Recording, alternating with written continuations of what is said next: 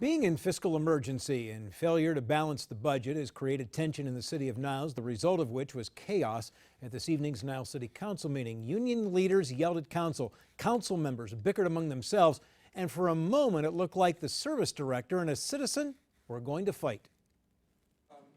All the seats were filled. They were standing along the back wall at this evening's Niles City Council meeting. During the public comment session, Fire Union President Bill Santel warned of problems if the fire inspectors were not called back. Mr. Kafara wants to open his headquarters, but it's not going to happen unless there's a fire inspector there to do it. The vice president of the ASME Workers Union, Bob Ward, spoke about dealing with constant fears of his members losing their jobs. You know what?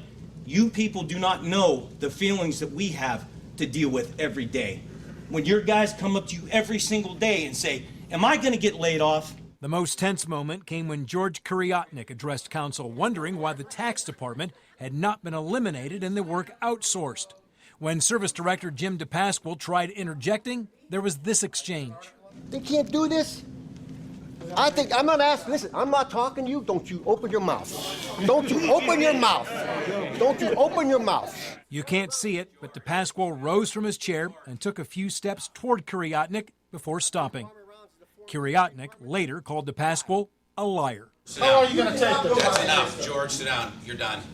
Councilman Steve Papoulis reiterated his call to move the Niles dispatchers to Trumbull 911, saying there's not a police chief anywhere who would keep dispatchers over his own men. That angered acting police chief Jay Holland. Then put a document in front of me saying, we'll recall those policemen. Move on. You won't do it. Chief, you won't do it. Chief, that's enough. Councilwoman Linda Marquez said she supports the dispatchers, and Council President Bob Marino had this to say. And what I saw this evening is very disappointing to me. We need to hold ourselves to a higher standard. All of us. Now, Mayor Tom Scarnecchia also spoke and reiterated that he wanted to have his salary cut in half for the rest of the year. He has also told his non-union employees to expect to see their share of health insurance increased, and he's asking the unions to do the same.